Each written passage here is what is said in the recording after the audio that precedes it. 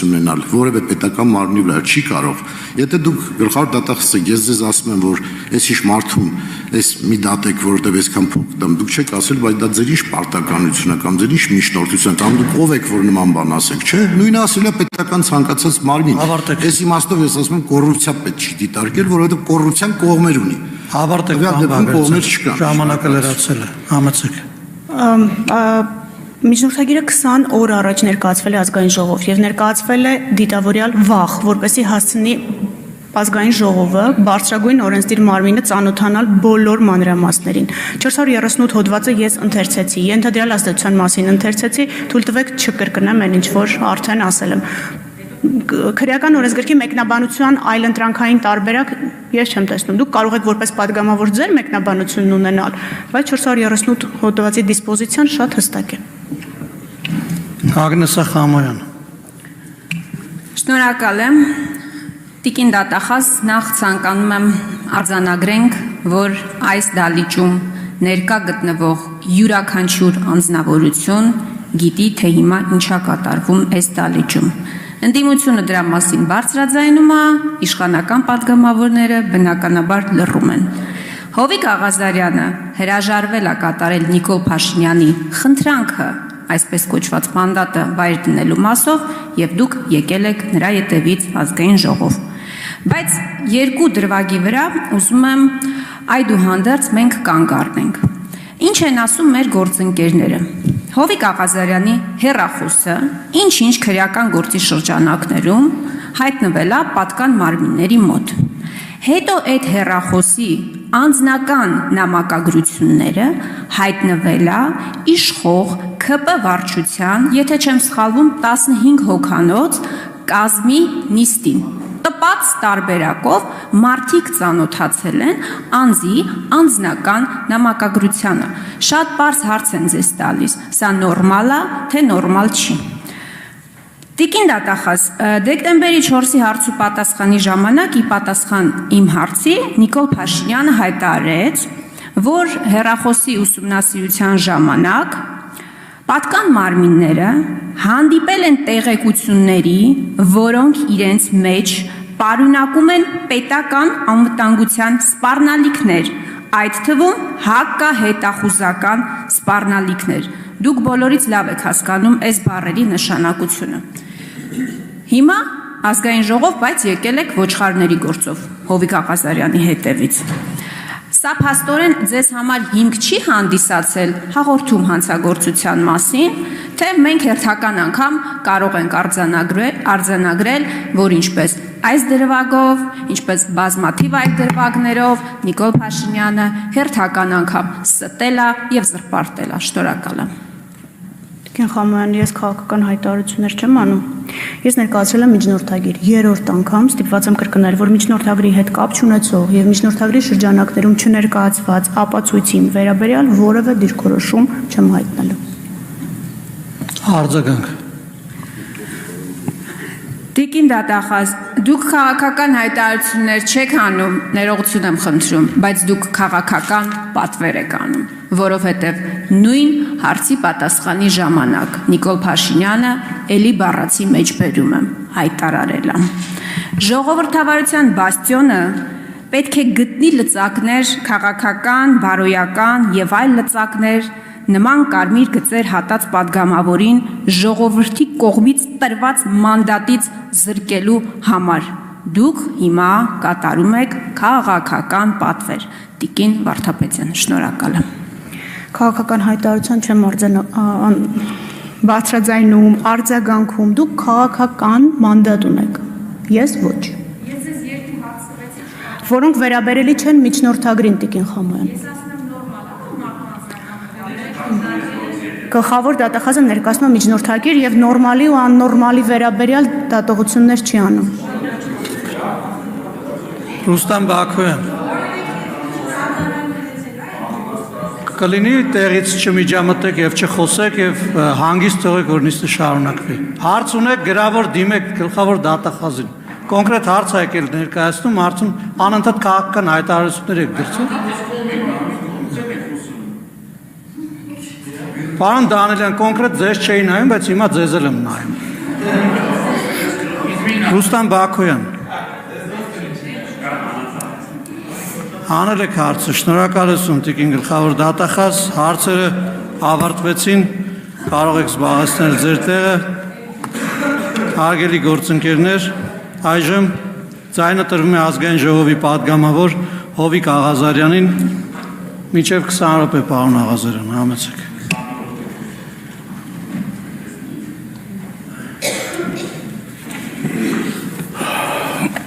Ազգային ժողովի հարգարժան խոսնակ, հարգելի գործընկերներ, սիրելի հայրենակիցներ, քննարկում ենք Հայաստանի Հանրապետության գլխավոր դատախազի միջնորդությունը իմ Հովիկ Հովսեփի Աղազարյանից նկատմամբ քրեական հետապնդում հարուցելու համաձայնություն ստանալու մասին։ Միջնորդությունը հիմնված է երկու դրվագների վրա, երկու վարիանտներից միացված, դրանք պայմանականորեն անվանենք ոչխարների արտահանման գործ, մեկը մյուսը անվանենք $23,000 ենթադրյալ կաշառքի գործ։ Փորձեմ առանձին ներկայացնել պարզաբանումներ։ Նախ անդրադառնամ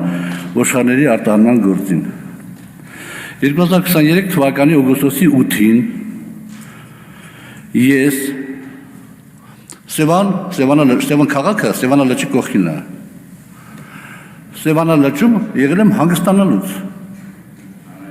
Ես չեմ գնում Սևծովեր, Եվրոպաներ, մեկ էլ մյուսներ հանգստանում եմ Սևանում ամեն տարի մեծագույն հաճույքով։ Զանգում այն Սլավիկ Պողոսյանը։ Եվ ասում, մենք ծանոթներ էինք, եւ ասում, որ խոսալու բան կա, պարոն Աղազարյան։ Ասեմ, հա, Սլավիկ ջան, վաղը գանդեպենք զրուցենք։ Չէ, շտապ խոսալու բան կա, ասեմ, Սևանում եմ, Սլավիկ ջան, ոչինչ, ես կգամ, եթե հարմար է։ Ես անհանգստացա, որովհետև մի փոքրիկ ուրիշ կոնֆլիկտային իրավիճակ կար, որին ես տեղյակ էի, ասեցի երևի թե բարձրություններ առաջացել, մարդ ուզում է գա, դրանք կարամ օգտակարել եմ, թե չէ։ Եկավ։ Ես հելա ճանապարհի եզրին մեքենայով եկա, մեքենան կանգնեցրեց մի որոշ հեռավորության վրա, ինքը դուրս եկավ մեքենայից եւ մենք այդտեղ զրուցեցինք։ Սլավիկ Պողոսյանը ինձ ասեց, որ ընկեր ունի, ով Էմիրատների հետ կապ ունի եւ կարող են ոչխարներ արտահանեն, բայց մի հատ խնդիր կա, որ երբ որ ոչխարները արտահանում են, պետք է ինչ-որ կարանտին անցնեն,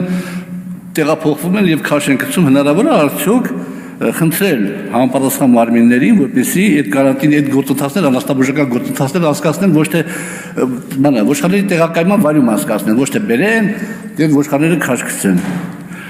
Ես որ տեսա, որ խոսքը չի վերաբերում են խնդրահարույց հարցին եւ կներեք մի քիչ ես ասեմ գինովցած էի,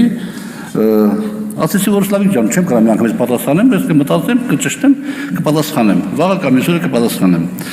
Այդպես բաժանվեցինք։ Այստեղ ես տիկին դատախազ մի բան եմ ուզում ասեմ, միգուցե ես սխալվում եմ։ Սլավիկ Պողոսյանը իր ցուցմունքներում ասում է, որ մենք երկուսով ենք զրուցել Սևանում։ Ես ասում եմ, որ մենք երկուսով ենք զրուցել Սևանում։ Աշոտիկ Կամավոսյան ասում է, չէ, ես էլ եմ մասնակցել այս զրույցին։ Ինչպես։ Հա,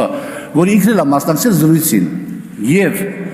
միջոցակցի մեջ, որը ստորագրել է տիկին դատախազը, ասում է, որ պարոն Աղազարյանի հիմնավորումները անարժանահավատ են, որովհետև ապացուցված է, որ Աշոտիկ Կամավոսյանի, Հովիկ Աղազարյանի եւ Սլավիկ Պողոսյանի հեռախոսահամարները սպասարկել են նույն ալեհավաքում։ Բայց հարգելիներս նույն ալեհավաքում դա չի նշանակում, մի ալեհավաքը չի սպասարկում 5 քառակուսի մետր տեղ։ Մի ալեհավաքը սպասարկում է մի քիչ շատ ավելի մեծ տեղ։ Եվ հետեւաբար միգուցե Աշոտիկ Կամավոսյանը մեքենայում նստած է, ես չեմ նկատել։ Դուք ո՞նց եք դա դնում։ Այսպես որպես ապացույց ես ամեն ինչի հիմքում եւ կարեւոր ձևով եւ իմ խոսքերից անարժանահավատ եք համարում եւ երկու կողմ ասում են մեկ առանձին եք զրուցել, երրորդ կողմն ասում է որ ինքն է մասնակցել զրույցին։ Իմիջիալից այդ Աշոտիկ Կամավոսյանին ես առաջին անգամ հանդիպել եմ առերեսման ժամանակ, որին ես երբեք չեմ տեսել։ Բայց ինչ է տեղի ունեցել։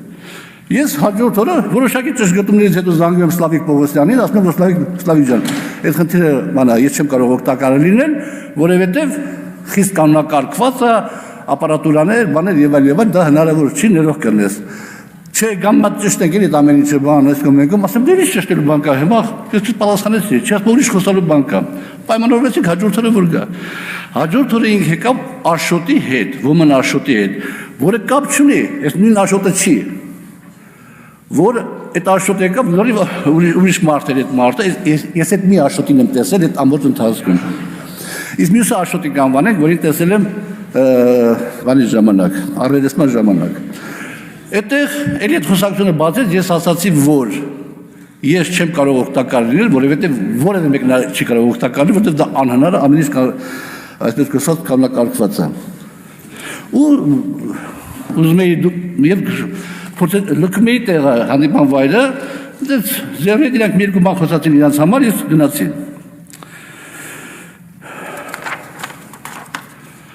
Հիմա ամենահետաքրքիրը, թե ոնց է այս գործը, ոնց է հետ կապված հարուցվել։ Տիկին դատախազը նշեց, որ Սլավիկ Կարապետյանը եւ Սլավիկ Պողոսյանը բանի մեջ են եղել, այդ հետախուզման մեջ են եղել, այդ վարորդական իրավունքների հետ կապված գործով եւ հիմա այդ բանը դատարանում է։ Իրար հետ խոսացել են, այն ասել է իմ աներս կարա Էմիրատներ ոչխարար տանի, բայց այս խնդիրը կա։ Սլավիկ Պողոսյանը ասել է այս աղազան հովիկին ճանաչում եմ, խնդրեմ մեզ օգտակար լինել, իրանք որոշում են, իրանք խոսում են, թիվը թվաբանությունը որոշում են եւ էդի քննիչը այդ տեսագրությունները տեսել է եւ չէր կարող ինքը վարույթ չհարուցել կամ համապատասխան ղեկավարությանը չներկայացնել եւ վարույթ հարուցվել։ Հիմա այստեղ այդ ձևով է դա տեղի ունեցել, այդ ձևով այդ վարույթ հարուցվել։ Հիմա հետաքրքիր նաեւ հարց առաջանում այն իմաստով թե բա հետո ուրեմն ես Աշոտիկին հանդիպել եմ մի անգամ այդտեղ, այստեղ ասում է 2 անգամ, թե 3 անգամ։ Ենթադրենք կներեք հազար անգամ, մի պահ ենթադրենք, թե այդ ամսի 10-ին, 11-ին ինձ առաջարկել են այդ $23,000, $20,000 ներողություն քարտեն, $20,000 առաջարկել են, ենթադրենք, եւ ես մերժել եմ, ենթադրենք, բա այդ դեպքում դրանից 20 օր հետո, ամսի 28-ին, երբ որ ներքին դիտում է իրականացում նորից են գործի շրջանակներում, այդ վարորդական իրավունքների գործի շրջանակներում, դա 28, դա 13-րդ, 7-րդ էջում է, եթե հարմար գտնենք, հարգելի գործընկերներ նայեք, 7-րդ էջում, Սլավիկ Կարապետյան ասում է, ինչ եղավ ախպեր այդ ոչխարների գործը, Սլավիկ Պողոսյանը սկսում է արդարանալ, հետևաբար խնդիրը այդտեղ է, երկու Աշոտների մեջ եւ այդտեղ է, ես այդտեղ որևէ կապ չունեմ։ Հիմա ասեցի ես իմ խոսքին, որ Սլավիկ Աշոտի Կամովոսյանին տեսել եմ առաջի անգամ առերեսման ժամանակ։ Մենք փաստաբանից հետ մշակել ենք մի հատ տակտիկա ունենք, որ ես երևի թե մեզ կհաջողվի նախաքննության փուլում ապացուցենք, որ երկու Աշոտ ա եղել բոլոր դեպքերում եւ ոչ թե մեկ։ Սլավիկ Պողոսյանի տղան այդ բանի աշնան կողմերը հանդիպում էր խնդրելինձի, հանդիպեցինք եւ ինքը ասեց հետեւյալը, այդ հանդիպման ժամանակ, որ իր պապան հիվանդ է, այդ պահին արդեն կալանքը փոխել էին տնային կալանքի, խափանման միջոցով տնային կալանքել եւ եթե ինքը հայտնվի նորից հանրազատության մեջ, ապա խիստ դժվարություններ կունենա եւ խնդրում էր, որ ես օգնեմ այդ հարցում։ Եվ եթե ես չօգնեմ, ապա իր պապան ստիպված կլինի ցուցմունքներ տալ։ Ես այդ մասին քննիչին տեղյակ եմ պահել։ Այսքան այդ մասով հիմա անդրադառնանք 23,000-ի ենթադրյալ կաշառքին։ Այս դատախազի գլխավոր դատախազի միջնորդության վարույթ հարուցվել է նոյեմբերի 27-ին, 24 թվականի նոյեմբերի 27-ին, ինչի համար հիմք է հանդիսացել այդ 44-00-90-23 քրեական վարույթով իրականացվող այդ գործը, որտեղ էլի նորից Արամ Մկրտչյանը բան արել, Հայկ Նազարյանին տեսաերիզներ է ուղարկել, որ իբրև թե ինձ տվել է $23,000 ինչ-որ գործի համար եւ ես չեմ արել եւ $23,000 չեմ վերադարձնում։ Պատկերացնում եք, այս պահին, հիմա Արամ Մկրտչյանը դատական գործընթացի մեջ է։ Դատալեքսի փաստաթղթերով իմ մոտ է հիմա 19 թվականից էլի խարդախության հոդվածներով մի քանի մարդու խաբեությամբ մի քանի մարդու փող ավերցրել եւ ինչ-որ բաներ անելով չի արել դատական գործընթացը գնում է։ Այս 44-00-90-23 գործը 23 թվականի վերջին է հարուցվել։ Ամենայն հավանականությամբ, եթե կարող միգուցե սխալվեմ, բայց դա շատ էական չի։ Արամը այդտեղ ֆիգուրանտ է, Մկրտչյան։ Ես 24 թվականի հունվարի երեքին արաբկերի ոստիկանություն ներկայացնում հաղորդում, որը ուղարկվում է այս $23,000 բանի մասին, որը ուղարկվում է քննչական կոմիտե, այս երկու իրողությունների համադրությամբ նույնիսկ որ դատա գնում այդ մարդու հետ կապված, եւ մատել ուրիշ գործ է հարուցվում, իմ բանս հաղորդումս վարույթ չեն ընդունում։ Դե չընդունեցին, ես գտա որ բանը չեն ընդունում, որովհետեւ բանը հիմարություն է, էլի հիշում եք ասում աղազան հովեկի $23,000 փող է մտել, հիմա նայեք։ Ուրեմն երբ որ մի պահ եկավ իմ եւ Արամի հարաբերությունները վատացան, Արամը 47-40 տարեկանում ամուսնացավ, ես դառա իր բուսակադրության քավորը եւ դες նորմալ հարաբերությունների մեջ էինք։ Այդ ընթացքում ես որ հիպոթեկով բնակարան էի ձեռք բերել, ինքը ինձ տարբեր մասերով $8,000 չափ գումար տվեց տունը վերանորոգելու համար պարտքով։ Զուգահեռաբար տեղի ունեցավ այդ հայտնի իմ նամակը Քախշինին իր առաջարկությամբ, ես ասեցի շատ լավ ծրագիր է, եթե կա ներդրող, որ դպրոցը քանդի, իր հաշվին դպրոց սարքի, կարող է կարելի կլինի հող տալ, որ բազմաբնակարան շենք կառուցի եւ ինչ-որ գումարներ աշխատի։ Ես դրեցի Քախշին կոմիտե, Քախշին կոմիտեից պատասխանը ստացա, այդ ընթացքում արդեն Արամի մասին ինձ որոշակի ինֆորմացիաներ եկել էր, ես զգուշացա, ասեցի Արամ ջան, հաջորդ քայլ անելու համար, ասենք քաղաքապետարան դիմում գրելու համար, կառավարություն դիմում գրելու համար, չգիտեմ, նախարարություն դիմում գրելու համար, ես պետք է ծանոթանամ այդ ներդրողներին։ Երկու օր հետո ինք հասավ այդ ներդրողները, որոնք կային, բան են արել, մի քիչ ձգձգվեց փոշմանել են, ուրիշ ներդրողներ կան, ասեմ ես ոչ մի քիչ չեմ ճանաչում, հիմա տարբերություն չկա, ես պետք է ծանոթանամ այդ ներդրողներին։ Պայմանավորվեցինք, գնացինք Ազնավուր սրճարան, տեսա մի հատ Արսեն անունով տղայի, որի հետ ծանոթացել էի 4 ամիս առաջ, էլի Արամն էր ծանոթացրել։ Հետո եկավ այդ Արսենի ընկերը, խոսակցության մեջ հասկացա, որ իրանք իբրև պետք է այդ բանը կառուցեն։ Ես արդեն հետո Արամը եկավ։ Ես իրենց ասեցի դուք որպեսզի այդ ծրագիրը, ասենք հնարավոր լինի անել, դուք պետք է ցույց տաք ձեր հաշվին 2 միլիարդ դրամ գումար կամ գույքային ապահովություն։ Հակառակ դեպքում դուք ո՞նց եք անելու։ Եթե ես այդքան հիմարել եմ, որ այդպեսի բանով գրեմ, այդ ծրագրով գրեմ կառավարություն կամ գրեմ քաղաքապետարան, քաղաքապետարանում հիմար չեն լինի, որ ծրագիրը հաստատեն։ Դուք ով եք, ինչ եք ներկայացնում ձեզնից։ Ասիկը կապլավանը փորեք, գումարները վերցնեք շենք չսարկած ու թռնեք։ Ես ասեցի, որ չկա այդպիսի բան։ Դրանից հետո Արամը, այն որ գիշատիչի ձեռքից խլում ես իր զոհը կամ չգիտեմ որսը, այդ ձևով իմ հետ խոսած, որ միջև այդ պարոն Աղազարյանն է հարգալից բան խոսած, աչքերը դու ասում զրկեցին ինձ 40 միլիոն դրամից։ Մի ուրիշ դրվագով էլ, միշտ տղայիս համար բնակարան էի ման գալիս որ գրվենք, ինքը ասեց, որ ես ծանոթ ունեմ կառուցապատող։ Եթե ինքը լավ գներով կտա։ Գնացինք, Դավիթ Հաշիմն էր, թանկերը չհամաձայնվեցինք։ Ես չհամաձայնվեցի։ Հետո այդ կառուցապատողի հետ ես հանդիպեցի Երևանի հավաքանութությունների հետ կապված դրամահավաքի ժամանակ հանդիպեցի, ինքը ինձ հարց տվեց, պարոն Աղազարյան, Արամը ձեզ փող տվել է։ Զարմացա հարցից, ասեցի հա, ինչքան, ասեցի $8,000 չափ մոտավորապես։ Բանը բնակարանի վերանորոգման համար, պիտի միջև աշուն վերադարձնեմ, ասեմ խի, ասում է $25,000 ես իրան տվել եմ, ինչ-որ պարտքով, թե ինչով, ինք ասում է տվել եմ ձեզ, տվել Աղազարյանը ու չի կարող վերադարձնի։ Իր այդ խոսացի Արամի հետ ասեցի, ես ինչ արա ասում, ասում է տես բան չկա, ես սուտ ասում, ճիշտ է, ես իրան պարտք եմ, բայց ես չեմ ասել, որ տվել եմ ձեզ։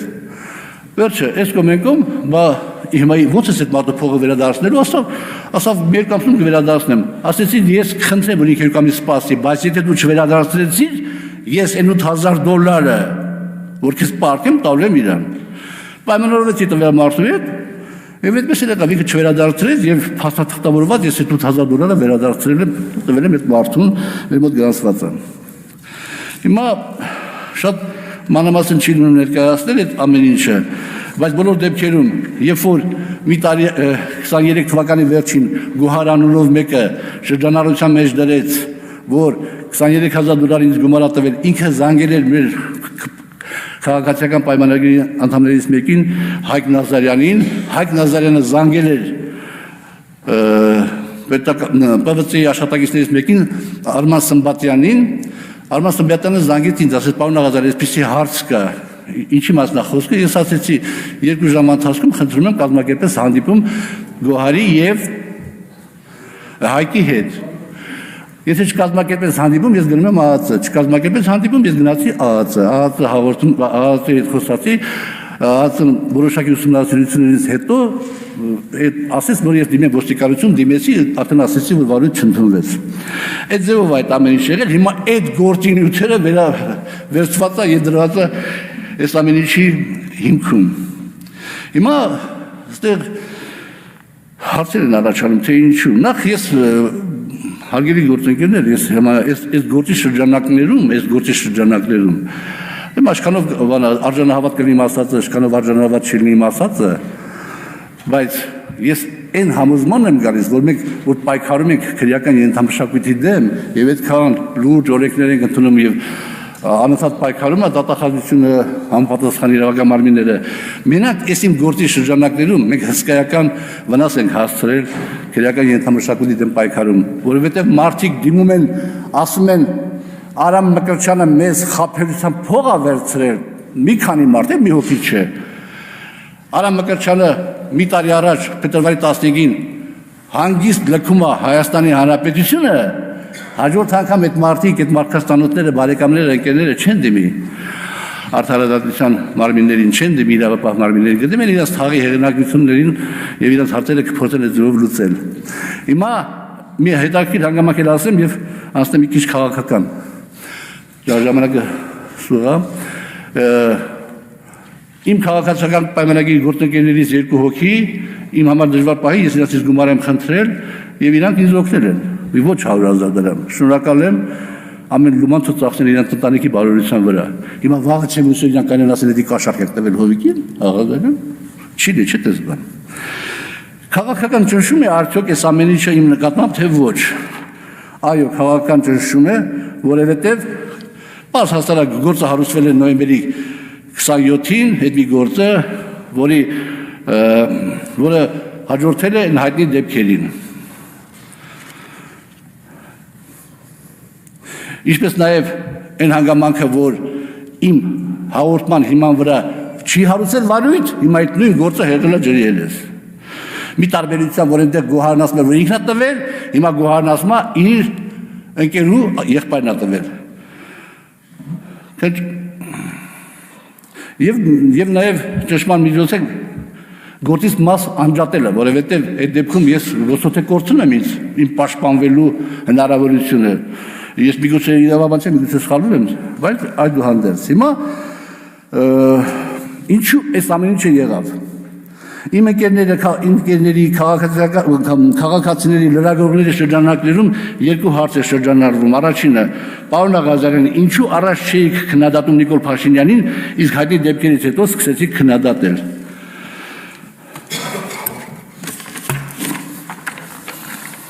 Եվ երկրորդ հարցը, ինչու այդպես ստացվեց, ինչու վարչապետը ձեր հանդեպ այդպես տրամադրվեց։ Եվ ես պարտավոր եմ այդ հարցերին պատասխանել։ Ես միշտ էլ Այն հարթակներում, որտեղ կարելի էր, ես իմ քննադատությունը ներկայացրել եմ, շատերը շատ լավ գիտեն, բայց թիմային տրամաբանությունից ելնելով, ես դրանք չեմ հրապարակայնացրել։ Բայց որպեսզի մեկապարանոց չլինեմ, որոշ բաներ ներողություն եմ խնդրում, պետք է հիշեցնեմ։ Երբ որ պարոն վարչապետը երկդաշինքի խմբակցության ղեկավարներ այդ ժամանակ նախագահի ընտրության հարցեր եւ երկխմբակցությունը առաջարկել էր նախագահի տեխնատու Արտակ Զենալյանին ես վարչության անդամ եմ եւ հարց բարձրացրեցի պարոն Փաշինյանին անվստահություն հայտնելու հետ կապված որպես խմբակցության ղեկավարի որովհետեւ այդ կարևորագույն հարցը քաղաքական հնչողություն ունեցող ինքը չէր վերել վարչություն քննարկելու հաջորդը Հայկ Մարությանի ընտրության ժամանակ երբ որ վարչություն տեխնատու առաջադրվեց Հայկ Մարությանի Միակն եմ եղել, որ դեմ եմ խոսացել, ճիշտ է, դեմ քվեարկել են շատերը, բայց միակն եմ եղել, որ դեմ եմ խոսացել։ Հետո մի տարի առաջ փետրվարի սկզբներին բոլորը դերևի հիշում եք մի հատ հայտնի դեպք, մանկահասակ երեխաների մայրիկին կալանավորելու հետ կապված։ Ես այդ հարցը բարձրացրեցի եւ մենք բոլորս միամուռ դիմեցինք խափանման միջոցը փոխելու։ Իհարկե Քարամյանը չհարգեց, բայց Տիկին դատախազը հարգեց կատեմ մեր միջնորդությունը եւ դա տեղի ունեցավ։ Հաջորդը ելի մի տարի առաջ մոտավորապես վարչապետը եկավ եւ մեր խմբակցության հետ միասին քննարկման ժամանակ Եվրոմիություն հայտ ներկայացնելու հետ կապված քննարկում եղավ։ Միայն ես դեմ խոսացի, բայց մի շաբաթ հետո ավելի ընդլայնված մեր քննարկման ժամանակ եւ կառավարության անդամները եւ վարչություն գրեթե բոլորներ դեմ խոսացին, բայց տեսեք, այսօր արդեն մենք երկրորդ դասեցման այդ օրենքը ընդունեցինք, այսինքն վարչապետը թիմին շրջանցեց եւ այդ ձևով լուծեց հարցերը։ Այս ամեն ինչը խաղաղության պայմանագրի հետ կապված ես տարբեր տեսակետներ եմ հայտնել, այս ամեն ինչը վարչապետին թվացել է, թե ես խանգարում եմ պետական կարևորագույն նշանակություն ունեցող հարցերի ընդունման իմ համեստ կերպարով որոշակի Ամփոփ եք խնդրում։ Այո, ամփոփում եմ։ Որոշակի անհարմարություններ կարող եմ առաջացնել եւ հետեւաբար ինքը դիմեց Գնաց ճանապարհով ինձ մեկուսացնելու, ինձ քաղաքականությունից հեռացնելու, եթե այդ գինը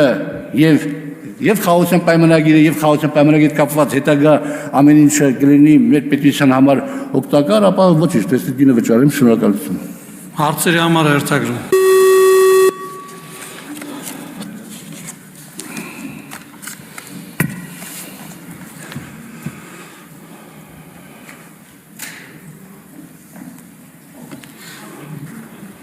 Հերթագրվել է 12 պատգամավոր Արման Ղազարյան։ Պարոն Աղազարյան, այստեղ ներկայացված միջնորդագրում նշվում է, որ դուք 2023 թվականի օգոստոսի 10-ին պայմանավորվածության համաձայն Սլավիկ Պողոսյան եւ Աշոտիկ Կամավոսյանը ազգային ժողովի վարչական շենքի մոտ Երևանի Սիրահարների այգում հանդիպել եք միմյանց, որից հետո Աշոտիկ Կամավոսյանը տեղեկացրել, որ կարողացել է հավաքել ընդհանուր 20,000 $, գումար։ Ուստի առաջարկել է ձեզ այն փոխանցել։ Իսկ դուք պայմանավորված մնացած գումարի մասը վճարել կենթանիների յուրաքանչյուր խմբականակի արտահանման ժամանակ։ Սակայն դուք առաջարկից վրդովել եք, նշել եք, որ իրենց նախնական պայմանավորվածությունը ձեռք բերվել պաշտոնատար անձանց հետ, ուստի հրաժարվել եք ստանալ 20,000 $, գումարից։ Իհարկե, ստեղ խոսվեց, բայց ես կուզենամ, որ դուք ավելի հիմնավոր եւ մանրամասնություններով խոսեք այդ մասին։ Ստեղ նշվում է նախկին պայմանավորվածության համաձայն եւ արդյոք ձեր մեջ միջև նման խոսակցություն եղել է թե ոչ, այսինքն կուզենամ, որպեսզի մենք գնահատական տանք եւ կարծիքներ հնչեցնենք, մանրամասնեք այս 20,000 $-ի մասին, ըստ նախկին պայմանավորվածության իբրև եւ ձեր հանդիպման խոսակցության մասին։ Շնորհակալություն։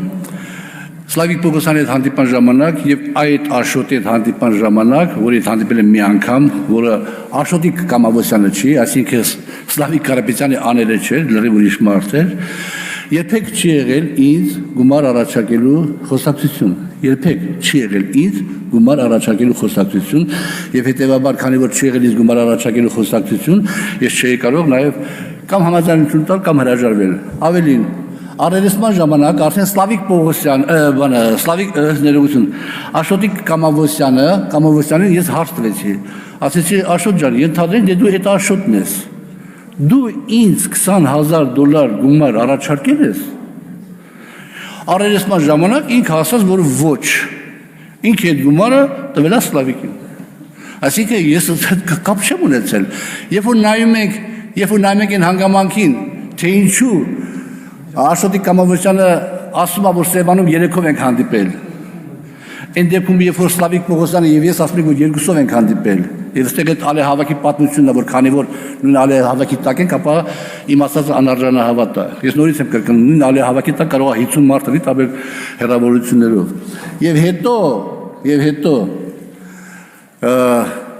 Եվ հետո գալիս է այն հանգամանքը, որ ես որ երբ որ մերժում եմ, Հիմա իրաց հետ ինչ խոսակցություն է լինում, ինչ չի լինում, դրանից 20 օր հետո այդ ներքին դիտման շրջանակներում այն Սլավիկ Կարապետյանը, Սլավիկ Պողոսյանը ասում ախպեր ինչ եղավ այդ գործը 20 օր հետո, այսինքն 20 օր անընդհատ ես իրանք բերել են 20,000, ես ասել եմ չէ, բերել են 20,000, ես ասել եմ չէ, դե միանգամից բերել են 100,000։ Անտրամաբանական է, չի ստացվում, չի կպնում իրար։ Ստեղ արդեն հարց առաջանում, որ այնտեղ ով ինչ դերակատարություն է ունեցել իրար մեջ։ Եվ նաև հատկանշական է, որ եւ այս վարույթը, երկու կներեք ես ամերիկյան կարգավիճակը չխախտեմ շատ ծանր հանցակներով մեղադրվող մարդիկ իրար մեջ հարցեր են լուծում քննարկում եւ ես դառնում եմ ֆիգուրանտ ինձ գումար չի առաջարկվել հետեւաբար ես ոչ հրաժարվել եմ ոչ էլ համաձայնություն եմ տվել եթե այդ առաջարկությունը չի եղել ես տնտեսական հարցերի հանձնաժողովի անդամ եմ այս ընթացքում անդամ եմ եղել այս ընթացքում տասնյակ քաղաքացիների դիմել տարբեր հարցերով որտեղ որ կարողացել ենք օգտակար ենք եղել, որտեղ որ չէ, օգտակար չենք եղել։ Ոչ մի տարօրինակ բան չկա, որ մարդ պատգամավորին դիմում են այս կամ այն հարցով։ Արձագանք։ Մենք կարող ենք արձանագրել, որ միջնորդության մեջ նշված այդ $20,000 մասին խոսակցություններ չի եղել, դուք շղթեցիք ձեր խոսքում, եւ երկրորդ հարցը արձագանքի տեսքով նշեցիք, որ երկու աշոտ եւ աշոտիկ է եղել։ Չէ, աշոտ եւ աշոտիկ։ Աշոտ եւ աշոտիկ եւ երկու սլավիկ։ Արդյոք գլխավոր դատախազությունը կամ նախաքննական մարմինը գնահատական տվել է, որ դուք տարբեր մարդկանց մասին է խոսակցությունը, աշոտ, աշոտիկ, եւ արդյոք դուք առերեսվել եք ձեր մատնանշված մարդկանց հետ, թե ոչ։ Այսինքն այնքան խուճուճ է, որ ես հասկացա, որ երկու տարբեր անուններ, նույն անուններով տարբեր մարդկանց մասին է խոսքը, երկու դրվագներով քրեական վարույթուն, եւ ձեր մատնանշված մարդկանց հետ գնահատական տվել է, որ դուք այլ մարդու մասին եք խոսում, իրանք դատախազությունը կամ նախաքննական մարմինը այլ մարդու հետ։ Ինչ գնահատական է տվել եւ նախաքննական մարմինը եւ ըսկող դատախազը այս մասով։ Դե առերեսման ժամանակ, որտեղ ես հանդիպեցի այդ աշոտիկի, որ կյանքում առաջի անգամ էի տենում, ով Սլավիկ Կարապետյանի աներն է երևույթին,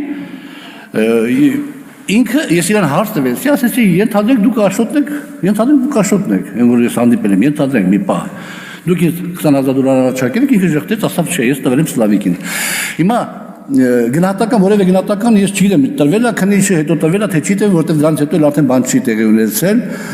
բայց ցանկացած քննիչ կարող հանգիստ այդ երկու բանը, այդ երկու փաստերը համատեղի մի 2-3 փաստ եւ հասկանա թե ինչ է տեղի ունեցել, որը մենք կանենք մեր փաստաբանի հետ միասին։ Շնորհակալություն։ Պարոն Աղազարյան, ես արտահերթ հարց ուղղեմ ձեզ վարողի իրավունքով։ Երկու շատ բարձ հարց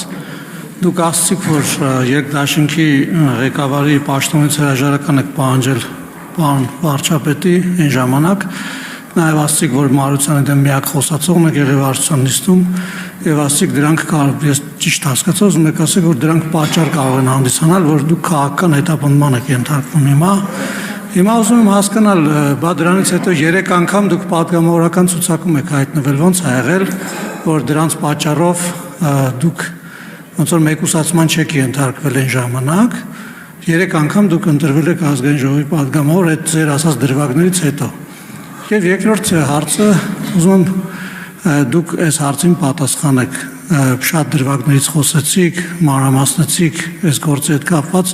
ուզում եմ դուք ասեք Դուք ուզում եք արդյոք պահպանել պատգամավորական անձեռնմխելիությունը, թե ուզում եք այդ անձեռնմխելիությունը դուրս բերվի եւ դուք գնաք եւ այդ ձեր հասած հարցերի վերաբերյալ արդար դատաքննության բոլոր գործիքակազմով մասնակիցը դառնաք։ Շնորհակալ եմ։ Առաջի հարցի հետ կապված, քանի որ ժամանակը չերիքից ես չկարողացա լավ հիմնավորումներ տալ, ես պարոն վարչապետի հետ ծանոթացել եմ 2012 թվականից երևի, ես շատ բարձր եմ գնահատել իր շատ արժանինքներ, շատ գծեր, շատ կարևորել եմ իր անձը եւ ես որոշում եմ կայացել նաեւ իր համաձայնությամբ, որ լինեմ այդ թիմում, բայց բոլորս էլ ունենք թերություններ, յուրաքանչյուրս էլ ունենք թերություններ եւ այդ թերությունները իրավիճակների համապատասխան զարգացման դեպքում մեկ զարգանում են, մեկ չեն զարգանում։ Նա պարոն վարչապետը ուներ թերություն։ Ինքը իրեն համարվել բացառիկ շատ դեպքերում դե մեկ էլ ամբիցիոզ մարդիկ են ես դե սարսափելի բան չէի նկատում որովհետև պարոն Արշակյան դուք էլ դերետ միասին հնաբնակից եք եւ դուք ավելի շուտվանից եք ճանաչում իր այն մյուս արժանինքները գերակշռում էին եւ ես մտածում եի որ ժամանակի ընթացքում մենք բոլորս մեր դիտողություններով են համոզելով խոսալով այնպես կարենք որ ամեն ինչ նորմալ լինի բայց ժամանակը գնաց առաջ եւ իր մոտ այդ ամեն ինչը սրվեց, խորացավ, իր բացառիկության զգացողությունը ես արդեն զգացել եմ մոտ 1 տարի առաջ, արդեն ինքը գրեթե որևէ մեկին չէր լսում, այս եվրո քվերել օրինակ, ինքը որևէ մեկին չէր լսում, եւ խաղաղության պայմանագրի հետ կապված ես տարբեր հարցեր եմ տվել, մասնավորապես եւ անկլավների հետ կապված եւ փախստականների հետ կապված, փախստականների վերադարձի հետ կապված ճիշտ է, միշտ ստացել եմ բացասական պատասխան։ Հիմա ես այն որ ասում եմ պատանեկան տարիքից ձեր հարցին պատասխան նաեւ մի հատ բան եմ հիշում, թեթևակի բան, որ ասում եմ եւ վերադառնալու ձեր դիմանկարը ես ձեզանից սեր չեմ աղրսում։ Հիմա ես պետքա դուք նախին գործընկերները պետք է ինձ համարեն իրենց համար ինչքանով չկամ դա ուրիշ հարց է իրենց համար շատ արմատական ընդդիմախոս եւ ես շատ ուրախ կլինեմ երջանիկ կլինեմ որ արդյունքում դառնամ քաղաքական բանկրոտ այսինքն իմ անհանգստությունները տեղին չլինեն այն որ ես ունեմ նորից եմ ասում փախստականների վերադարձի գծով մասնավորապես ես դառնամ քաղաքական բանկրոտ բայց շահեմ որպես քաղաքացի որպես Հայաստանի Հանրապետության քաղաքացի դա իմ համար կլինի ամենալավը կամ իմ այս դիրքորոշման հետ կապված թող իմ նախին քաղաքական թիմը ավելի կուրանա ավելի ուժեղանա վարչապետը որոշ ճշգրտումներ մտնի իր աշխատանք ոչում SMS-ներով աշխատանքից չազատի ընդհանրենք մարդկանց կուրանա թիմը եւ այդ հարցերը լուծի։ Ինչ վերաբերում է ձեր մյուս հիմնական հարցին, թե ես կուզեմ այդպես լինի, թե չեմ ուզում ես իմ հարցազրույցներին բազմաթիվ անգամ ասել եմ, որ քաղաքացիական պայմանագիր խմբակցության падգամավորներից մի 2 հոգի են իրավաբան, ընդամենը մի քանի հոգի են իրավաբան եւ հնարավոր չի որ իրանք կարողանան խորությամբ գնահատական տալ եւ որոշում կայացնել եւ հետեւաբար իրանք պետք է հնարավորություն տան դատախազին, որպեսզի իրականացնի արդարադատություն։ Բայց ես դեպք քվեարկեմ դեպքությամբ։ Շնորհակալություն, այն առաջի հարցին ըստեյության չստացա պատասխան, պարոն Աղազարյան, որովհետև դուք 3 անգամ ցուցակում եք ընդգրկվել եւ հավատացնում եմ ձեզ, որ եթե ցանկություն չլիներ, որ դուք ցուցակում լինեք, դուք չէիք լինի, այսինքն այդ ժամանակ պարոն Արշակյան ես չընդուներ այդ ձեր արած հայտարարությունների եւ քայլերի համար, որոնք դուք թվարկեցիք, չէր լինի ուղղակի եւ որպես արձագանք ես ճիշտ եմ հասկանում, որ դուք հիմա ասում եք, որ դուք կարիքը չունեք այդ անձեռնմխելիության եւ մեզ հորդորում եք, որ մենք այդ անձեռնմխելիությունից ձեզ զրկենք, որպեսզի դուք գնաք եւ առերեսվեք այդ քննությանը։ Դες ճիշտ եմ հասկանում, խնդրում եմ այդ ուղիղ ասեք, որովհետեւ ձեր պատասխանից ես դա հասկացա։ Դե հիմա պարոն Արշակյան, պարոն Փաշինյանի հետ կապված ձեր հարցադրումը, որ այս ժամանակ եթե այդպես հրապարակից ոնց եմ հայտնել ցուցակներում, դա բացատրում է նրանով, որ ես զրո չեմ եղել Ես ինձանից բան եմ ներկայացրել եւ իմ ընկերներին սիրել են եւ հարգել են եւ Փաշինյանը այդ ժամանակ հələ այդ Փաշինյանը չէր որ միազնյա որոշումներ կայացնել իհարկե ճնշում էր բայց չէր կարող եւ հետեւաբար ինչ-որ ձևով ինքն ինձ ես կարծում եմ որ ընդունում էր հարգում էր եւ հետեւաբար այդ պատճառներով նաեւ հայտնվել ցուցակներում իհարկե ամեն անգամ ավելի հետ բայց դե կապ չունի դա հիմա ինչ վերաբերում է այդ անձեռնմխելիության հարցին հիմա Ես որևէ մեկից չեմ եղանա, որ բացարձակապես որևէ իմ գործընկերներից մեկից չեմ եղանա, որ իրանք կողմ քվեարկեն, բայց ես շատ երջանիկ կլինեմ, եթե ամեն մեկը քվեարկի իրապես համոզմունքի համաձայն։ Թադևոս Ավետիսյան հաջորդ հարցի համար։ Պարոն Աղազարյան, մի ընդհանուր հարց տամ, 1-2 կոնկրետ հարցեր։ Այդ ընդհանուրը հետևյալն է, այս ձեր խոսքից, վերլուծություններից, նաև նախքին ձեր վերջին հարցազրույցները լսելով գալիս եմ հետևյալ եզրակացության, դուք կարող եք կարճ պատասխանել այո ոչ, որ դուք փոշմանել եք, որ այս տարիների ընթացքում 2012-ից թե ինչ կոնկրետ անձի եւ իր հետ ճանապարհ եք անցել, ձեր ներդրումն եք բերել, որովհետեւ դուք հետո հասկացել եք, որ այդ ավելի շատ դրական չէր մեր երկրի իմաստով կամ բացասական եւ շատ ռիսկերով լի այդ ձեր գործունեությունը մեր երկրի իմաստով առաջիկա նաեւ զարգացումների իմաստով եւ հետեւաբար դուք փոշմանել եք եւ այս պահին առնվազն փորձում եք նաեւ ինչ որ չափով մեղմել այս իրավիճակը նաեւ ձեր անձը հարվածի տակ դնելով ես ամենայն դեպս գոնե ես ոչ թե ասում եմ հավատում եմ դրան կամ ոչ, ես ասում եմ այդ տպավորությունն եմ ստացել։ Երկրորդ հարցս կոնկրետ գործին է վերաբերում։ Ես չհասկացա, իմ այդ 23,000 դոլարի գործով կաշառքի ձեզ հարցաքննության կանչել են։ Այսինքն ձեզ հարցրել են ինչ ոնց, այսինքն այս process-ը, որտեղ հասկացա, որ ոչխարների գործով հարցաքննվել եք եւ այլն։ Process գնացել է, բայց այս 23000-ի մասով ընդամենը ասեցիք կարճ, որ այդ մեղադրանքը ես ուզում եմ մատ հասկանամ այդ հարցաքննության, եթե կանչել են, ապա այս ինչ հիմա եք ասում, այդ ամբողջը ներկայացրել եք, որտեղ միջնորդության մեջ էլ, Տիկին Դատախազի ասացի մեջ էլ, ոնց որ թե այն չէր, ինչ որ դուք եք ներկայացնում։ Նա առիթ հա, այդ ներկայացրեք։ Վերջից սկսեմ, պարոն Թադևոսյան, ուրեմն $23000 ենթադրյալ կաշառքի գործով ես չեմ հարցաքննվել, չեմ կանչվել, այո, այդ ոչխարների գործով կանչվել եմ 2-3 անգամ, այս դեպքում ոչ մի անգամ չեմ կանչվել եւ իմ համարդարի, ասենք, անակնկալ էր, առավելևս նորից եմ ասում, որ ես ժամանակին ինքս եմ դիմել այդ անհանգստությունները ունենալու, այդ ամեն ինչը պարզվի, եւ ես գործ եմ ունեցել փաստորեն մի մարդու հետ, որին ընթացքում կամաց ճանաչել, ով նորից եմ ասում, այս պահին գտնվում է դատական գործընթացի մեջ խաբեության, խարդախության հոդվածներով, ով 11 թվականին, բաներ կա, էլի դատալեքսի թղթերը կա, ով 11 թվականին դատապարտվել է 5 տարի ազատազրկումով, ով փետրվարի 15-ին 24 թվականի հաջողությամբ լքել է Հայաստանի Հանրապետությունը։ Հիմա բանը, ձեր հետ ավելի կարևոր հարցին, պարոն Թադևոսյան, ոչ, ես չեմ փոշմանել, որովհետև ես միշտ եւ իմ որևէ հարցազրույցում որևէ մեկը չի կարող գտնել այդպիսի երանգ, որ ես փոշմանած լինեմ, ես ասում եմ, որ մարդը ունի գործընթացների ընթացքում, սոցիալական, քաղաքական, չգիտեմ, ռազմական գործընթացների ընթացքում այս կամ այն իր բնավորության գծերը դասավորվում են եւ զարգանում են։ Հիմա պարոն Փաշինյանը մեր երկիրը ղեկավարել է դժվարագույն ժամանակահատվածում, ընդունել է դժվարագույն որոշումներ։ Ես բոլոր իր ընդունած որոշումներին հետ օքեյ եմ, կներեք այդ բառի համար։ Ես գրեթե օքեյ եմ նաև խաղաղության պայմանագրի այս նախագծի հետ, ոչ թե թղթի հետ եմ օքեյ ընդորում,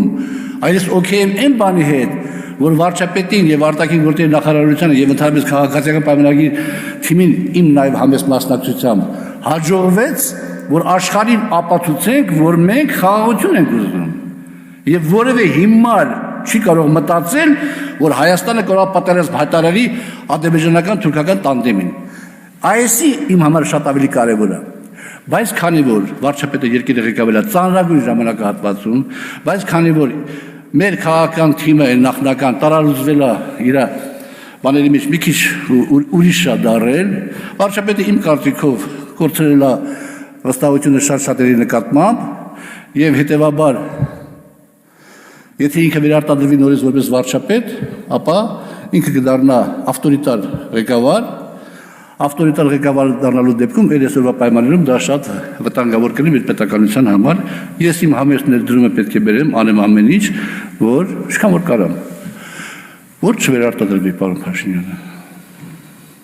Հակասություն չկա իմ ասածների մեջ, լրագրողների մի բան արա։ Արձագանք։ Պարոն Աղազարյան, դիվանագիտական պատասխաններ լավ էլ հասկացաք, որ հակասական էր, բայց ես ինչ անեմ հիմա լրագրողի ինչ կանի, մի կողմից ասում եք դժվարին էր, խեղճ մարդը ինչ անի, մեկ էլ ասում եք ամեն ինչ անեմ, որ չվերարտադրվի, հենա, որ ամեն ինչ լավ է, թող տանի մարդը շարունակի իր ծրագիրը, էլի, լավ, այդ խնդրի մյուս կողմն է, առնվազն այդքան էլ ազնիվ չի։ Հիմա Տիկին Դատախազն է այստեղ։ Այս գործով, այս $23000 գործով, որ ասում է ինձ չեն կանչել հարցաքննության, մի տևական շրջան անցել է, ի վերջո նաև այս գործն է ձեր միջնորդության հիմքում։ Ես հատուկ ժամանակ ձեզ չտվեցի այդ հարցած, հիմա հասկանանք, տեսնենք, հետո մի անգամից ձեր եզրափակիչ ելույթում, եթե հարմար գտնեք, կարծում եմ կարևոր է անդրադարձեք։ Ինչու չեք կանչել հարցաքննության, ինչու այս գործը ավելի մանրակրկիտ չի, թե ասենք օրինակ մենակ այն նախորդ գործը լրիվ բավարար էր, այս մեկն էլ տենց ոնց որ մի քիչ հետը թողը տենց համեմունք լինի, բերենք։ Եվ վերջում հազար ներողություն ավարտում եմ, տեսեք, պարոն Աղազարյան, քիչ առաջ շատ վտանգավոր բան ասեցիք, չնայած ձեր անձի հետ կապված։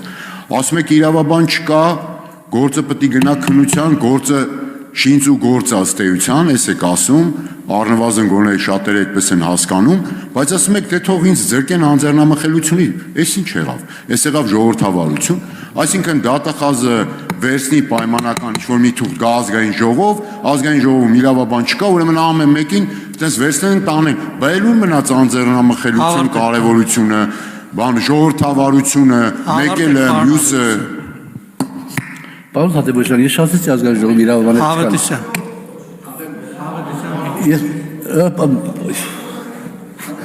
Պարոն Հավատիսյան, կներեք, ես շատեցի, որ ազգային ժողովում չկան իրավաբաններ, քաղաքացիական պայմանագրի խմբակցությունում չկան իրավաբաններ նաև, ես ասեցի, որ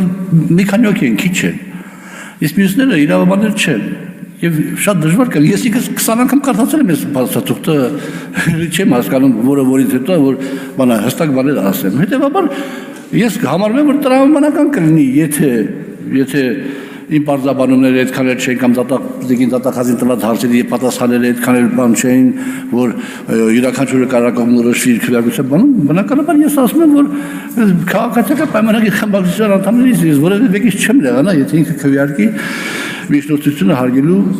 իմաստով, այստեղ հակասություն չկա, բացարձակ հակասություն չկա, շնորհակալություն Հաջորդ հարցը Քրիստինե Վարդանյան Պարոն Աղազարյան, այս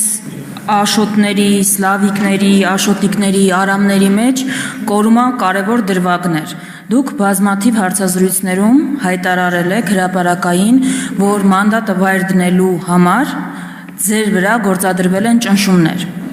Հիմա հարցս ուղիղ է ու հստակ է։ Առաջին, հաստատում եք այդ փաստը այստեղից, որ մանդատը վայր դնելու համար ձեր վրա գործադրվել են ճնշումներ։ Երկրորդը, եթե հաստատում եք, խնդրում եմ ասել ազգային ժողովից, քննչականից, դատախազությունից, գուցե այլ ուժայիններից, ընդհանրապես, որ կառույցից, ովքեր են ձեզ հետ հանդիպել, ինչ ճնշումների մասին է խոսքը, ինչ են ասել։ Դե նոյեմբեր, անցած տարվա նոյեմբեր, դեկտեմբեր ամիսներին, հիմնականում նոյեմբեր, կարելի ասել, այո, ես ենթարկվում ճնշումների եւ շատ լուրջ ճնշումների, ընդ որում դուք բոլորդ էլ գիտեք, որ իմ հեռախոսը քննիչը վերցրեց եւ ասենք կատարեց ինչ-որ էլեկտրոնային խոզարկություն։ Ես մի առիթով, ոչ թե մի առիթով, մեկ-երկու անգամ ասել եմ, որ եթե ազգային անվտանգության հետ կապված, պետական անվտանգության հետ կապված, որևէ խնդրի հետ կապված առնչվող, որևէ փաստաթուղթ, որևէ ապացույց հանդիսացող գործիք, որևէ, չգիտեմ, էլեմենտ կհայտնաբերեն իմ գրպանից, իմ անկողնուց, իմ էլ չգիտեմ որտեղից, ես խնդիր չունեմ, ես օքեյ եմ, եթե դա վերաբերում է պետական անվտանգությանը, բայց եթե իմ հեռախոսը վերցնում են եւ այնտեղ կարդում են իմ եւ որևէ մեկի տղամարդ թեկին անձնական նամակագրությունը եւ սպառնում են, որ կտանք ձեր կնոջը, կտանք ձեր տղաներին, կհրապարակենք, ես եմ ավելի անբարոյական, թե տանողները, դա ճնշում չի, եթե ես իմանայի, հալա շնորհակալ եմ, որ քաղաքացիական պայմանագրի խմբակցության անդամներից ոչ բոլորն են ծանոթացել այդ ամեն ինչին, բայց եթե ես իմանայի, որ իմ նախկին գործընկերներին այնպիսի վիճակի մեջ կդնեմ, որ իրանք այդքան կիջնեն,